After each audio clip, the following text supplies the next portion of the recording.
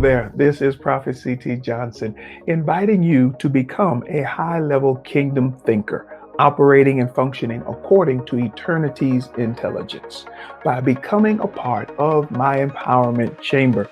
The Empowerment Chamber is an exclusive online training and mentorship community committed to developing cerebral kingdom citizens capable of executing the will of Jesus Christ with intellectual excellence in their respective places of ministry.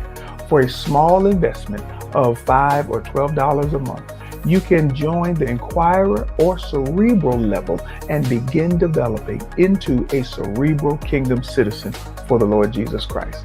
Sign up today by going to patreon.com/the Empowerment Chamber, and let's embark on the journey of empowering our thinking together. I'll see you in the chamber.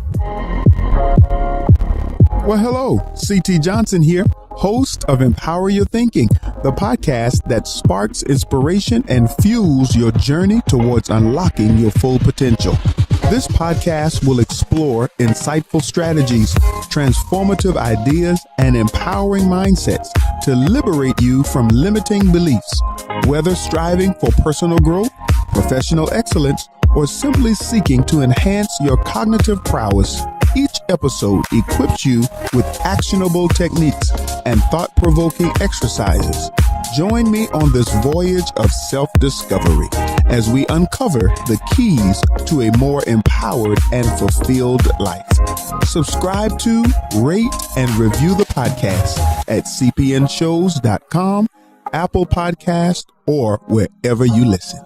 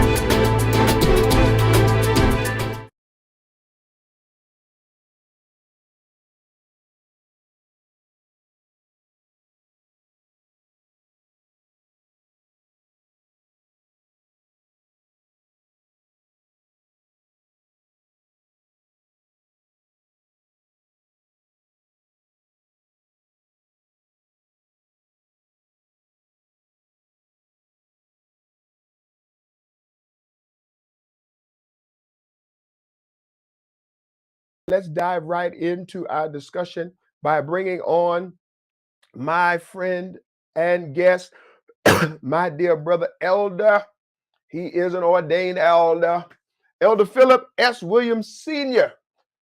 Well, he goes by the second, actually. He's not senior. He actually is the second. So Elder Philip Williams the second. His father is senior. But nonetheless, Philip, say hello to us.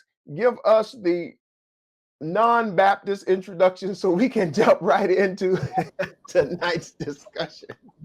First, giving honor to God, who is the head of my life. No, that's the Baptist way of coming in. So, but we certainly thank the Lord. We're here another day, man. We're blessed. We're alive. There's so much going on in our worlds and in our communities and even in our homes. So when we're blessed to come in these type of forums and just kind of talk about the goodness of God, hey, let's do that, man. So just excited to be here with you, bro. Well, I'm always excited, elated, happy, overjoyed for you to be with me as always, whenever your schedule permits. And so good evening to all of you that are coming in. I see you all. Hello, hello, hello to all of you. Listen, let's let's jump into this. I'm pretty sure we're going to dump some devils. We're going to dump some pain, probably dump some hurt, dump some disappointment. So indeed, I'm sure some dumping is going to happen. But I meant to say, let's jump into this.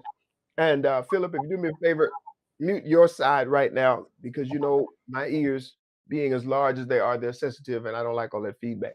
Uh, but nonetheless, I just want to do a brief recap, and we're not going to spend a lot of time there in the recap zone.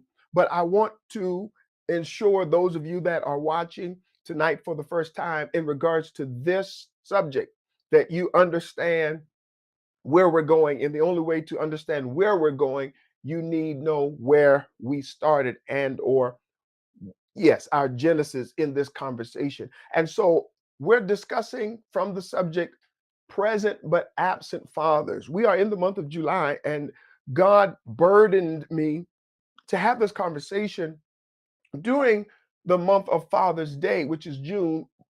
However, wasn't able to do it due to traveling for ministry purposes and things of that nature. And I was going to just push it to next year, really, or to another time to discuss it. And the Lord said, no, I want you to discuss it, initiate it rather, before June ends. And so we did that on last Monday, last week.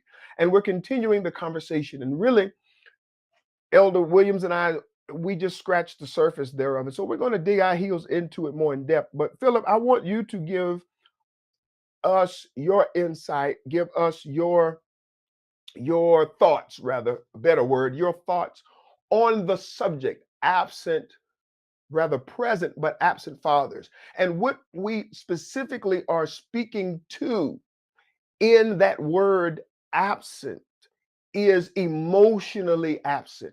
There are fathers, and go back and watch last week, because we celebrated fathers and men that stepped up to the plate and fulfilled the role of father and mentor, guider, protector, instructor in the lives of, whether it was their children, an adopted child, a surrogate child, nephew, niece, it doesn't matter. So I don't want you to think that we're attacking men, because we are men, so we wouldn't attack our own species. However, this is a subject that is hardly discussed and touched primarily within the Black community. And this present but absent fathers, and even absent altogether, highly affects the Black community. And so we need to address it. And we want to not address it as it pertains to pointing out issues and honing in on the problems, but we want to address it bringing solutions. We want to address it provoking thought. We want to address it in regards to bringing clarity as to why there are men that are present physically, but yet they're absent, yet they're detached emotionally. And many men aren't detached emotionally on purpose. It's because they don't know how to relate to their children. They don't know how to relate to their family on an emotional level. So, Elder Williams, I just want you to share your thoughts in regards to this subject, and then we're going to go deeper into where we left off on last week. And those of you that are watching, we want to know your thoughts. So don't be afraid to, as we progress, to talk to us in the comments. But Elder Williams, share with us for a few moments your thoughts in regards to present but absent fathers, honing in on the emotional detachment in regards to father-child relationship. Yeah, so let's just step up to the plate and just go ahead and throw this out here to start this off, and you can have this put in the comments when I make this statement. And that statement is: a man in the house is not the same as the man of the house. So I'm going to say it again. A man in the house is not the same as a man of the house. And so this is what we're talking about when we're talking about being present but yet being absent. You're in the house, but you have not gotten to the point where you are now the man of the house, because being the man of the house, being the father in that home, it entails so much more than just showing up. And as we kind of outlined last week, many young men in particular who did not have fathers present in their homes, they made this vow to themselves. They made this promise to themselves that says, hey, I'm not going to be like my father, who left and went away, or was never able to meet him, that I'm going to do everything to stay in my child's life.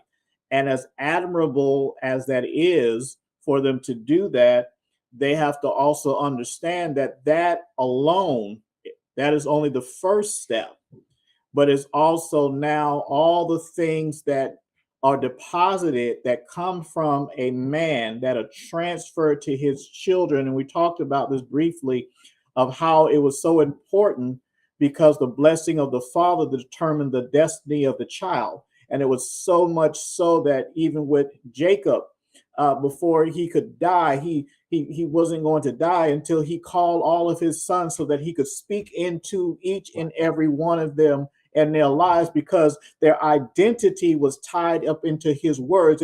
It was good with what this person saw and what that person saw and what the neighbors saw, but I needed to know, what did my father see? What does my father see? What does my father see of me? And that still rings true even in our natural homes. That so many men, so many boys, so many girls, they struggle and they have identity crisis because they never have the affirmation, the positive affirmations of their father. And so, and even the step further, that even if their fathers wasn't present, even not even having the positive affirmations of a godly man or in their home, rather it was their grandfathers, rather it was that uncle, rather it was whomever, but just never had that. And so what happens is they go throughout their life looking, and then we kind of tie this back when we were talking about the prodigal son.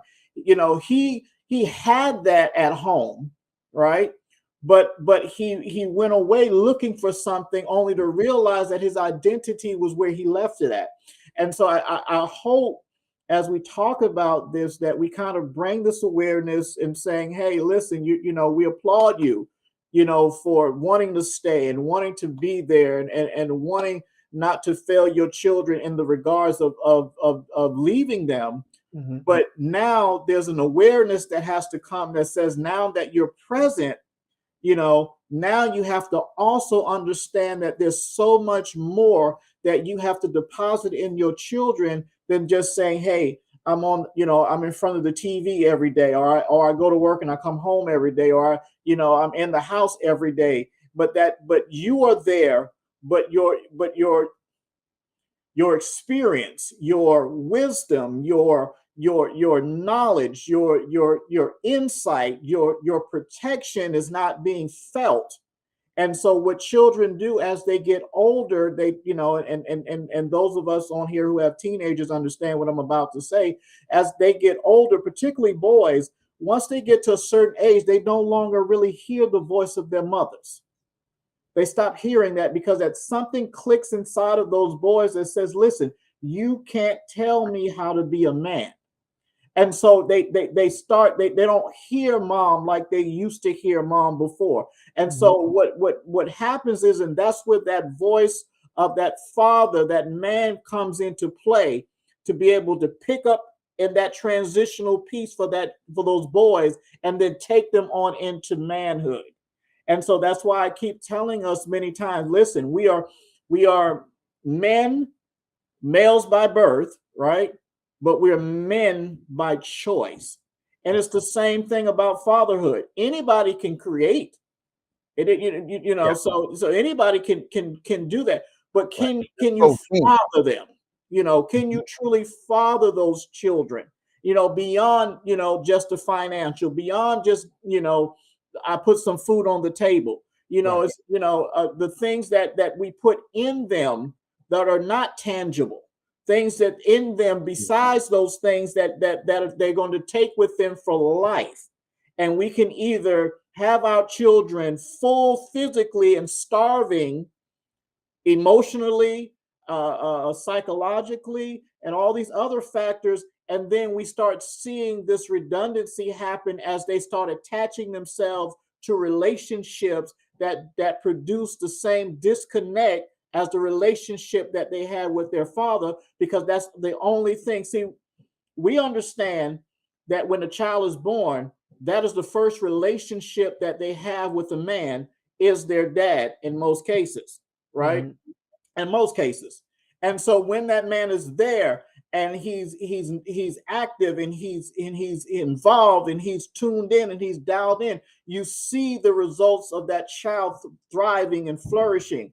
But on the flip side, when that father is not there, and then that child now is saying, I have half of my identity. I have my mom, and thank God for the women, and Right. the mothers Yes. who are there. God Mhm. bless them, but they're only half of the DNA. They're only half of the chromosomal makeup. They're only half of the identity that this child is, and they're trying to understand, listen, I have half a picture.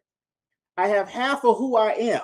And Mhm. I'm struggling because in order for me to make this thing called life make sense to me, I need the full picture of who I am and where I came from. And I can't get that if the father is not there. One, and I'm talking about completely not there, but even more so if he is there, but he is not opening up and allowing that part, that other piece of that identity to come out of him so that that child can receive from both ends and they can be balanced in their decisions. Mhm. Because we see daughters many times, they're reflective, the men that they date many times It's are true. a reflection of their fathers, It's and true. many times it's a rebellion of their fathers. That's true. Philip, So I'm I gonna stop want there. excuse me. I want to hone in on something that you said that I think is a missing link in the conversation of father-child relationship, male man relationship, and that is society, unfortunately, has taught us erroneously, primarily within the Black community, as it pertains to the role, the responsibility of the father, and really has errantly taught us what a father is. Because most times we highlight, we underline, we circle, we hone in on a father is a provider. And most times we couple provider with protector and we leave it there. We stamp those two elements, those two characteristics, those two roles and responsibilities as the end all be all. But there is more Mhm. to being a father than providing. That's, as far as I'm concerned, providing and protecting, that's your reasonable service. That's the bare minimum. But those two things aren't all that it takes to raise a child, to direct a child, to aim a child. And I think that's also an aspect that we don't understand, the responsibility of parents to aim that child. Scripture says, train up a child in the way they should go. There is, God has an ideal for we, his children. And there is an ideal, there is a destiny, there's purpose that God has ordained for all the fruit of our womb. And many times we don't understand that, again, in conjunction with providing food, shelter, clothing, you're also primarily responsible to raise them up, to rear them up, to train them up to direct them, to point them in directions, to lead them down paths that will transition them into assets and not liabilities, transform them into successful individuals. And I think that's what has been extracted out of primarily the Black community, that understanding. Because I'm sure you can attest to this, as many men watching, that if you weren't raised in a God-fearing home, if you weren't raised to fear God and to reverence the word and all of that, most men train their sons in accordance to how they were trained as it pertains to their perception of women. And that is, women are notches on your belt. Women are targets of success in regards, excuse me, in regards to how many have you slept with. Now, the new modern term is body count, and so that's something that our children, our teenagers, the millennials, this generation, that they're being pressed and pressured in. And it is our responsibility, especially if we be Christians, if we be the elect of God, it's our responsibility to break the cycles that we were caught up in, to break the generational curses and the cycles that are in our genealogy, in our lineage, in our family tree. And prayer alone is not going to do it. Education. And I want you to speak, give us your thoughts on this, and then we're going to go into our videos. But those who are watching, that's the purpose of this discussion. We're endeavoring to educate, and I'm going to share with you some facts and some statistics here in a minute, picking up from where we left off.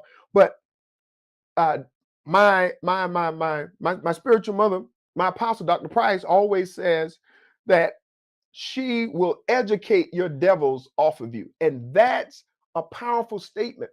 And again, Blacks have been robbed of educational opportunities and advantages and things of that nature in the past as it pertains to our history. Now, listen, if you're Black and you don't acquire, or rather, if you don't obtain an education, really, it's your own fault, because there are many avenues, many opportunities, there are many solutions out there to the educational dilemma that Blacks were deprived from centuries ago.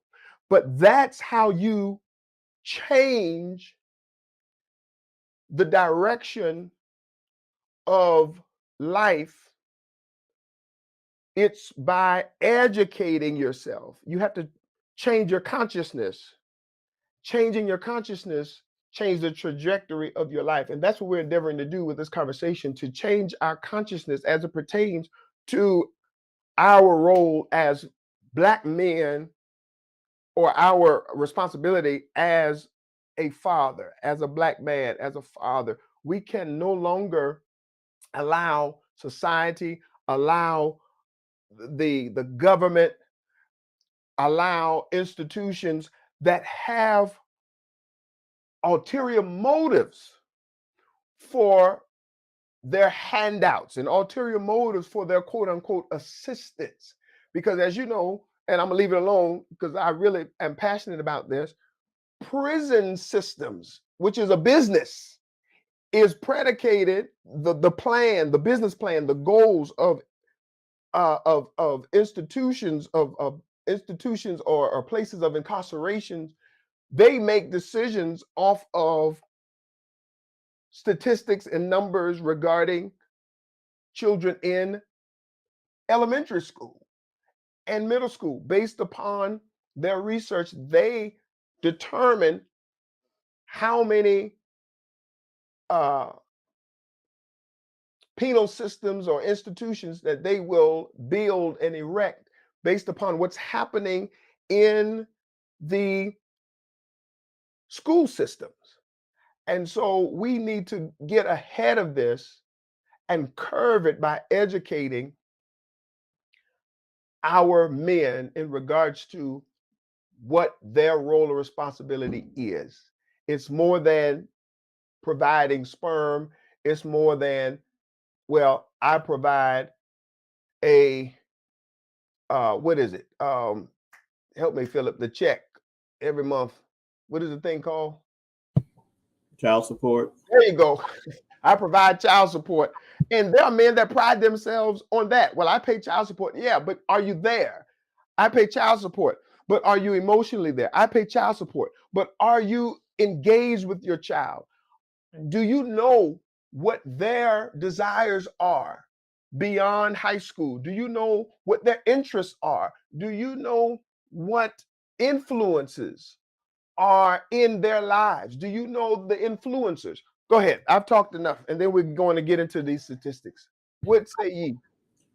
So it's kind of, this is good because the problem really is that for the Black community is that fatherhood and manhood was not learned in the house of God. It was learned in the streets. And so because as we outlined, because it was strategically set up for them to not be in the houses, for welfare purposes and assistance and things of that nature. So manhood and fatherhood was something that was taught in the streets. And so men would say, listen, I'm a man because I got kids. Yeah, I got kids here and I got kids over here and I got a family over here and I got a family across town. And it wasn't something that they were ashamed of. There was no shame there. It was actually something that they used to boast. And so that arrogance, if you will, was then passed down to generation.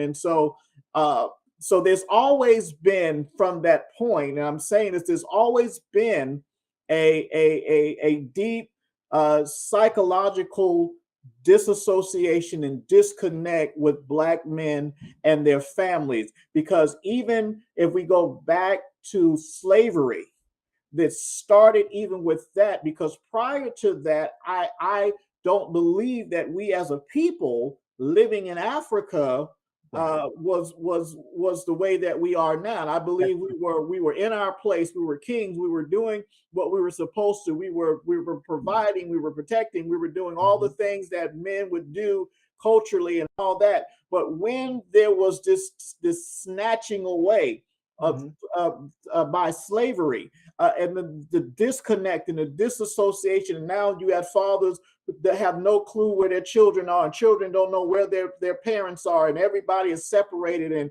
and all this and stuff is going on, and all these things that are happening. There's a conditioning that takes place, and over a period of time, again, while our white counterparts were enjoying the privileges of fatherhood and family and togetherness and being in the suburbs, we were struggling in the ghettos and the poverty-stricken places in these projects and places. Again, can't even go in if we wanted to, because we had to do what we needed to do. And so now we get to that point now where over and over again, manhood and fatherhood being learned in the streets. And so we've got this slanted, this crooked understanding of the two of them. And we think that the two of them work independently of each other when they don't.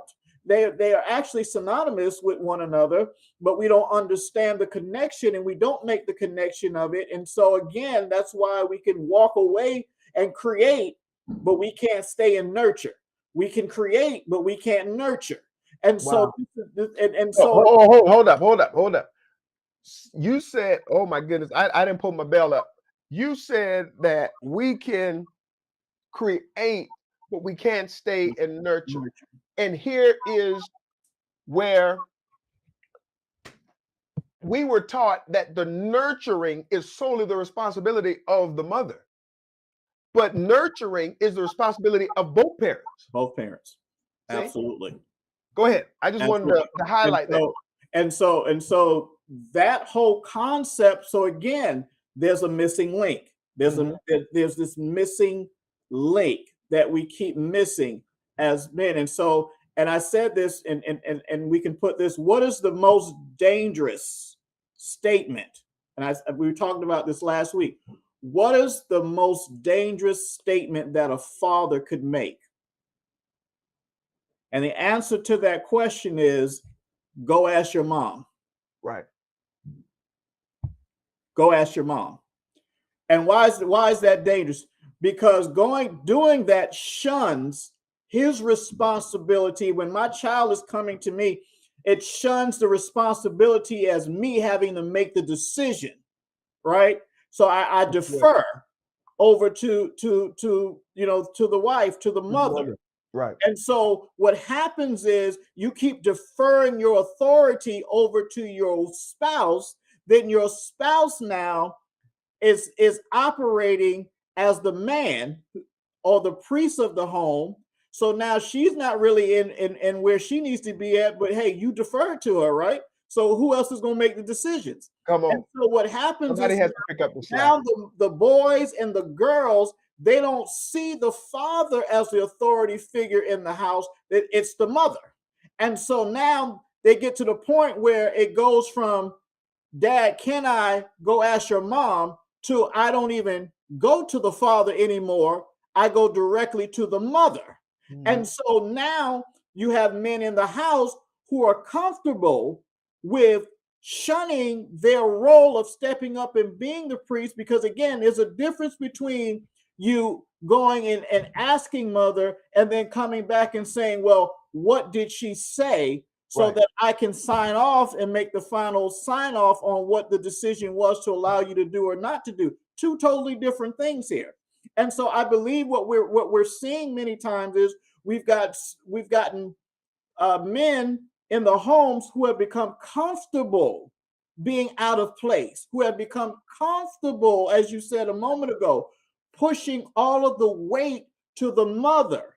And so, and in the time that we're in now, listen, that that was happening back in the early days, but at least back then the men were going out and handling the financial aspect of it. Well, now you have that being pushed to the mothers, and you also want them to go out and earn the money as well. You want them to do all the other things and provide the nurturing and provide everything else. So the question becomes now, legitimately, why should I respect your authority because you're there simply in body, when you have shunned all of the duties and all of the responsibilities that a man of the house, as I said earlier, would take, or a father would take? So now you've got young girls who see that, and guess what? They grow up headstrong. They grow up where they have trouble submitting. They grow up where they don't understand that because they never saw it demonstrated in their home. What they saw was their mother running over their father. They saw their mother overpowering their father. They saw their mother making all of these decisions in the home. So now, guess what? When she goes out looking for a man, she's going to look for a man that she can dominate, just like her mother dominated her father.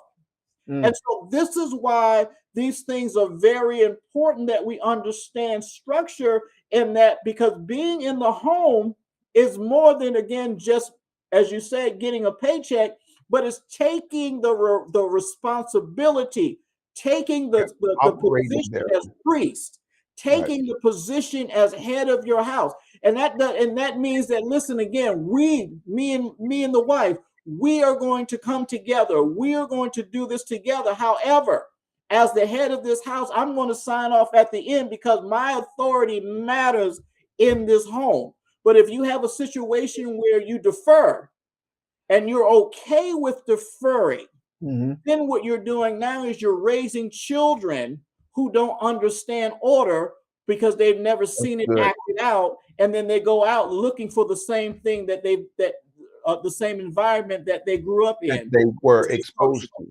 Exactly. And I love the word that you used there, deter.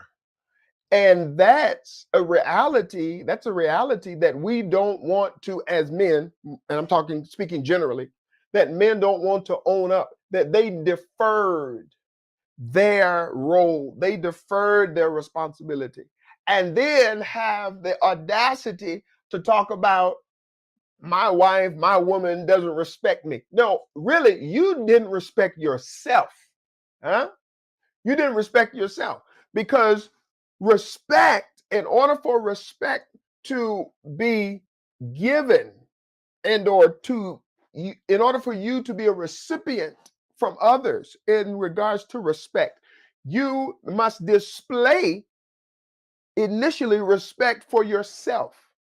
You must display to those that you interact with that I understand who I am, I understand my role, my responsibilities, and not only do I understand them, I embrace them. Not only do I understand them, but I operate rather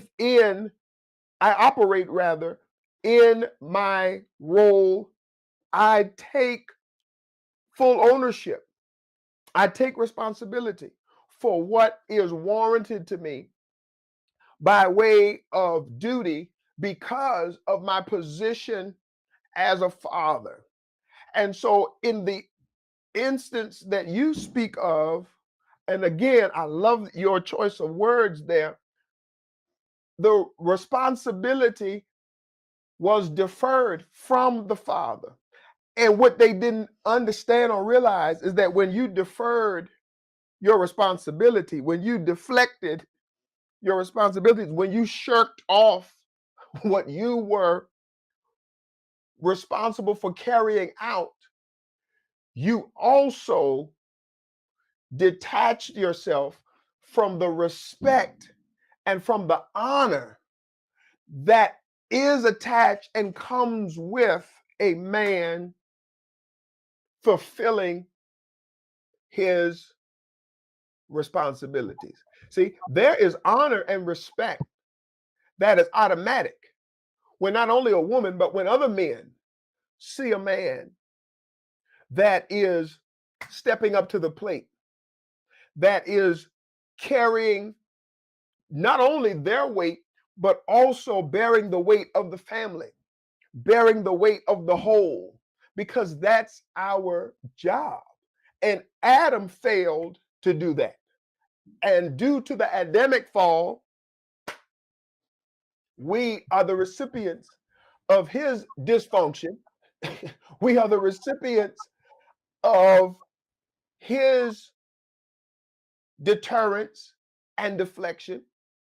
And so what we're endeavoring to do in this discussion is to awaken our brothers, whether you be our skin tone or not, but to awaken our brothers to their call of duty.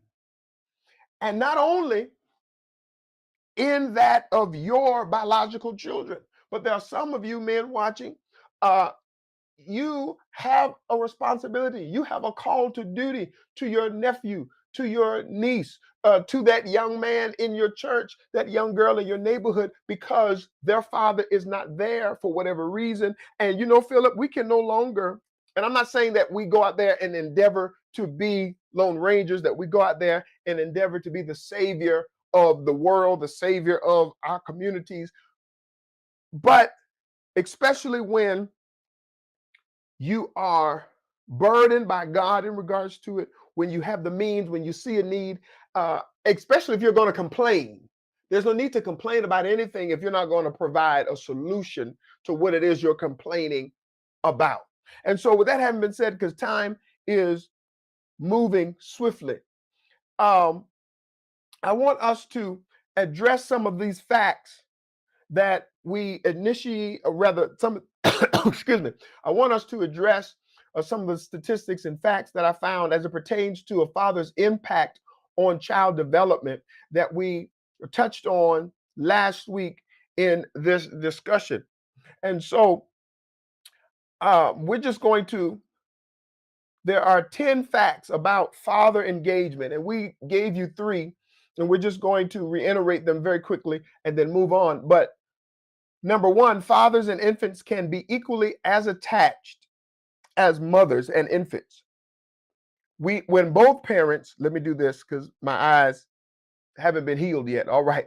Uh, when both parents are involved with the child, infants are attached to both parents from the beginning of life. We're talking about the engagement, the positive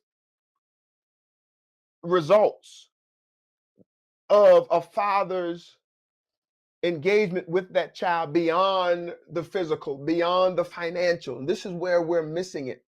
We are, in most instances and cases, we're present physically, some are present financially, but they're absent emotionally. The second facts about father engagement, father involvement is related to positive child health outcomes in infants, such as improved weight gain in preterm infants and improved breastfeeding rates. The third, father involvement using authoritative parenting, loving and with clear boundaries and expectation leads to better emotional, academic, social, and behavior outcomes for children. And we touched on this in earlier tonight. You touched on it as it pertains to the father being in the home, the father being that authoritative figure, the father providing guidance. And we're not talking about abuse because we know that there is an extreme to everything.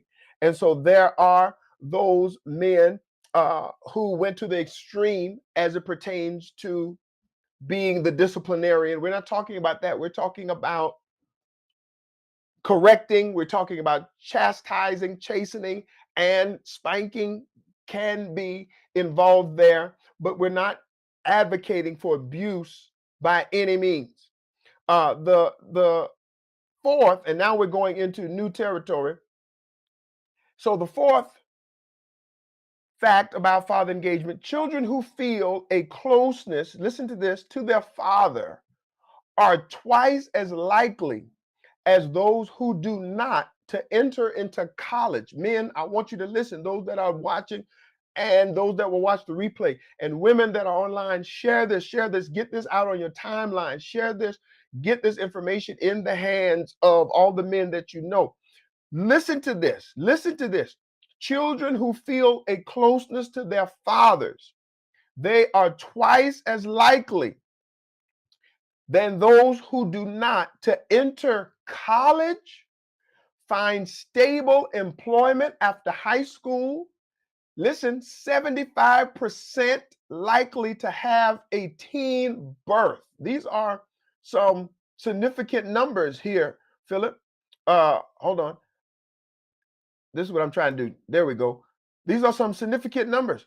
75% less likely to have teen birth, 80% less likely to spend time in jail, and half as likely to experience multiple depression symptoms. Are you all seeing the effect of father engagement? And let me say this, Philip, while I feel the unction of the Holy Ghost, and then we're going to move, let me say this. Woe to you mothers that are the barrier. Woe to you mothers that are using your children to get back at the father, and you are prohibiting that. Oh, come on, lean in on this. Don't leave now. Woe to the mothers that are prohibiting that father that wants to be a part of his child's life, that will not be a negative influence, a decent man, a good man, but you're still mad, you're still upset, maybe because he married somebody else, has children by his new wife, and you feel as though that should be you and all of that. That's beside the point. You have to understand that when children enter the picture, you are no longer center stage. And I know you can speak to this from experience because you are a father of 3 children. And so I don't want to harp on this, but I want you to give comment and I want you to share your response to this specific slide here, this specific statistic, and just share for a minute or two, and then we'll progress into the others. But these numbers, Philip, are staggering. They're just mind blowing as it pertains to the how important a father's engagement, not just a father's presence, but a father's engagement is. Go ahead, speak to this. No, absolutely. I mean, it's just the mindset, having gone through that. I think one of the disconnects as we talk about women here briefly is that a lot of women don't understand that being, a good husband and being a good father are not the same thing. They're totally, men can be a horrible husband, can fail at being a husband, but does not mean that he would fail as being a father Right. to his children. So myself, even in, with my situation personally, having gone through a divorce, my children were very young. Three of them, they were very young. And there was a period of time where there was just a situation, that we had to work through, Right. and get to a place of understanding. And so for me, the turning point for me was a conversation where I had to get an awareness, and the Holy Spirit had to deal with me, and I had to and I had to go to their mother and apologize to her as a failing as a husband at that time. Wow. And once that apology came, the anger and whatever that was attached to it left, went away, and at that point, we were able to have a co-parenting relationship that we have now, because she always understood the benefit of them being, having their father. It was never a situation long term, but it was that pocket in there of transition between, we're no longer family, we're no longer in the same home, and then coming out of that to the point of understanding and being able to separate that, because I made that declaration to say that even if I failed at being a husband, I was determined not to fail at being a father. That's And good. so this is the declaration that I believe that many men try to make, is that, hey, it didn't work with the mother, rather she was, rather you were married or not, but that has absolutely nothing to do with the fact of whether or not he can be a good father to his children, based on the fact that you're saying that he wasn't a good husband to you. And so, and I'm just going to throw this out here, since I've dealt with the child thing too, the child support stuff. So let me just say this part too. Paying child support and him visiting his children are not the same thing. Come on, sir.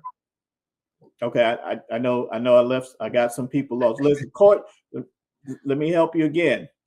Even if he doesn't pay child support, you cannot stop him from visitation.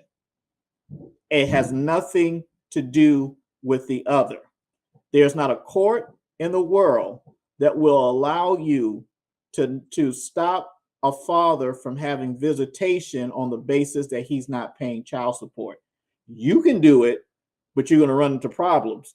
But he, by law, has the right to see his children regardless if he pays child support or not. Now, I'm saying that for a purpose, because what happens is we start putting these animosity pieces into there and bridging this gap, which makes it harder to come together and get to a place where you can have a co-parenting relationship. And so, again, marriage may not work, the relationship may fail, but one has absolutely nothing to do with the other. And so I would say probably over the last maybe 7-8 years, we have been able to have a really great co-parenting relationship. Being active in my children's lives. For example, my children are here with me. They're here on the summer, And this is their first year. All of them this year have gone out. I've made all of them get jobs, summer jobs, so that they can learn, because the purpose of a father is to launch their children into independency. And so, and give them direction into that goal. So it's my job to show them how to become independent, how to get out here, how to navigate. I got to talk to my sons a little bit differently than I talk to my daughter. I got to say certain things to my sons that I don't have to say to my daughter. I have things that I have to say to my daughter that I don't have to say to my son. But at the end of the day, my son is going to be with somebody's daughter, and my daughter is going to be with somebody's son. And I have to make sure that I've done everything as a father to prepare them. So if there's something going on, they're not going to say it came from my end. Right. There's really not a appropriate time to cut in when what you're sharing is so powerful.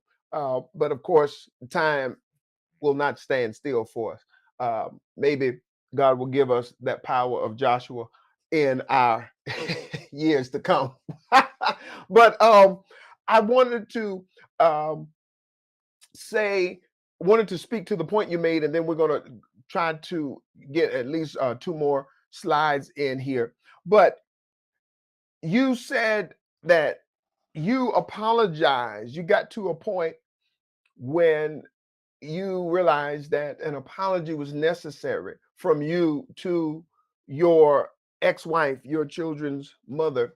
And that's powerful, because not many men are mature or will mature to that place to understand or to accept and own their part played in the failure of their marriage due to their either inability, lack of capacity, whatever the reasons, to be that husband that they should have been. And there are some women, are due an apology from your child's father and or from your ex-husband, but you may not be as fortunate as Philip's ex-wife. So even though you may indeed be warranted an apology, if you don't get it, what we want you to understand is that it's not right.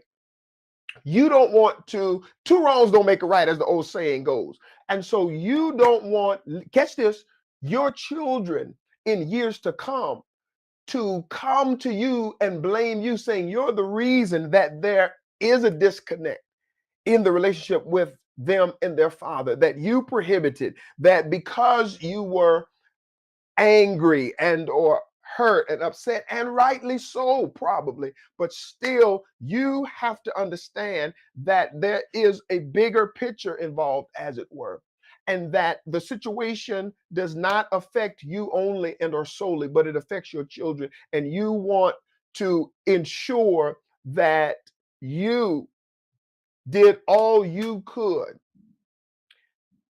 by providing opportunity and advantages and not being the barrier, the hindrance between that child and their father. All right, we got about 6 minutes, so we're going to try to get another slide or 2 in here. But this is good. Let us know in the comments. Give me a thumbs up if this dialogue, if this teaching is blessing you between Elder Williams and myself. All right, the fifth fact about father engagement. Fathers occupy a critical role in child development. Father absent hinders, listen to this, development from early infancy through childhood and into adulthood. Listen, men, the psychological harm of father absence experience during childhood persists throughout the life course. All right. We're just going to read through them, and then Philip, I'll let you give your response generally, but I want everyone to at least be able to see and hear all of the 10 facts regarding father engagement. Number 6, the quality of the father-child relationship matters more than the specific amount of hours spent together. Are y'all listening to that? Are y'all reading this? Non-residential fathers can have positive effects on children's social and emotional well-being, as well as academic achievement and behavioral adjustment. So you may not live in the home. You may be a non-residential, but listen, non-residential fathers can have positive effects on children's social and emotional well-being, as well as academic achievement and behavioral adjustment. All right. So you can't, men, let that be an excuse.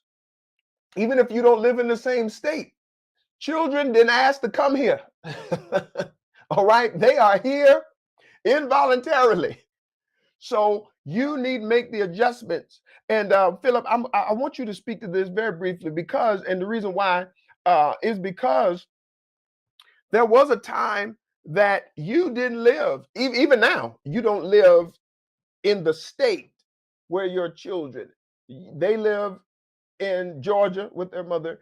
You live in North Carolina, but there was a time when you lived in a state that was even further in distance. Now you're in driving distance, couple of hours, but you know, we haven't been friends 24 years. I know your business, you know mine. So, but my point is, you did not allow the distance to be an excuse. So speak to that briefly. Help those men, help those fathers that say, well, you know, my child I live in Florida, they live in Maryland. And, you know, we're dealing with inflation. Help burst the bubble of excuse. Because again, children are here involuntarily. And we're not talking about a man that is dealing with legitimate financial difficulties and or perplexities. We're talking about you trifling men. Yeah, go ahead, Philip. And this goes back, you know, this goes back to what I said about what you demonstrate from your father, because my father lived in New York all my life while I was in South Carolina. Mm-hmm. After my mom, passed, I was about 8 years old, 9, 10 years old. We left and moved to South Carolina with my grandparents. And so from age 10 up until now, you know, I've never lived with my dad because of the circumstances with that. But my dad, no matter, even though he stayed in New York, my dad was always coming and visiting and calling. And I knew how to reach my dad. And I knew my dad was working and providing. And, you know, but my dad, there were times that I knew he was coming. And then there were times, we'd be sitting there and then all of a sudden you see the car coming and down the dirt road that we lived on. And it's my dad. Like I, didn't even know he was coming, but he came. So I said that to parallel, when I was in New Jersey, because I saw that with my dad and how my dad never allowed distance to deter him from his responsibilities. It was the same. So it became easy for me to do because it was already demonstrated in my own life. Mm-hmm. And so no matter where I was, even when I was in New Jersey, I made it a point that every month I would go down and it was a 12-hour drive, but I would go down and see my kids and be with my kids every single month. And I did that for 3 years until the Lord, worked things out to allow me to be, where we are now. And I'm able to, do that even more so. But the point of the matter is, I think we talked about this sometime, you mentioned this a minute ago, but it's the quality over the quantity of it. And so, kids don't always remember what we but they remember what we do. That's it. And so I think that's the biggest takeaway tonight is being a living epistle, if you will, when it comes to fatherhood, is what you're doing. Because, and I say this with men because men, you out, you want to date women and you want to do this and you want to do all those different things like that. And you don't want to, and if that woman lived in another state, you'd have no problem booking and running, to go chase behind this woman or chase behind that woman there. But then when it comes time for kids, you want to make excuses that, I can't do this and I can't do that. And there's so many different dynamics to this, and maybe we can talk about it another time. But you have situations sometimes where it's like that because the man wants the woman back. And because the woman doesn't want him back, he is trying to not have this relationship to try to purposely, affect the mother, because she's the one that has to deal with the father constantly saying, "Oh, I'm coming." And I'll say this and I'll close. There's a lot I could say, but I'm going to say this. The other thing that I made a promise is I would never promise my children something and not come through. That's good. Never, ever once. If I told my children I would do it, I do it. If I told my children I was coming, I came. There was never a time, whether it was a basketball game, a football game, a recital, a choir performance, a birthday party, whatever. If I told them that I'm coming, I never have not gone through with it and did something else or made up some other or excuse or something like that.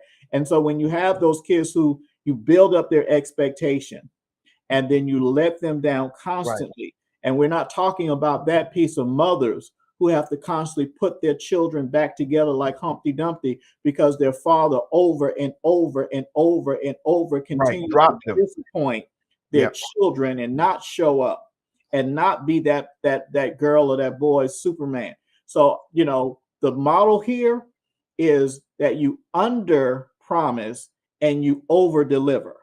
And that is what I tell them. Listen, I can't make everything. And that was my dad. My dad did not make everything. But let me tell you something. When I had my first sermon, my dad was there. Right. When I got, when I had graduations, my dad was there. When I had, he didn't make everything, but when it mattered, the significant moments. When they were significant, he was the milestone. There.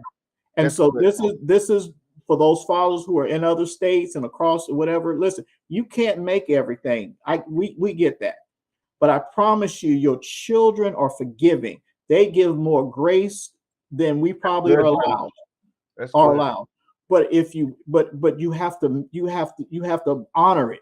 You have to treat it like it's the most important thing, because their trust, their vulnerability is the most important thing that you have as their father. And once you crush it and once you break it because you're putting other excuses or other women or other whatevers ahead of those children, I promise you, you will regret it the rest of your life. So my thing is, don't say it unless you know you're going to do it. Right. But be there. Yes, show up.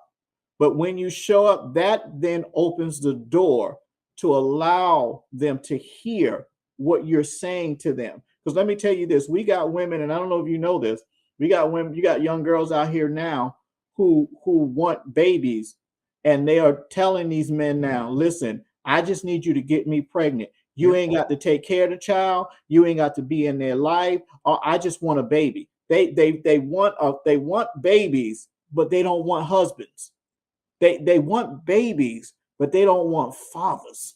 That is something that should shake us at the core, that our daughters are so hungry and so low that they don't see a representation of fathers, that they're saying, listen, give me a baby, but I'm letting you off the hook. You ain't even got to dip, dodge. You ain't got to do nothing, because because the men that I've dealt with and the men that I've seen have been so inconsistent in my life that I don't want nothing to do with it. I can be everything that child needs. I can be consistent to that child. I don't want no father in here who's going to be in and out and in and out and in and out. So just get me pregnant and leave. You ain't got to come back, and I'll be the mother and I'll be the father. How misguided are we? Yeah. Listen, in our day and time now. So I say all that to close, to say again how important it is to have that father in their lives, and making sure that you under promise and you over deliver.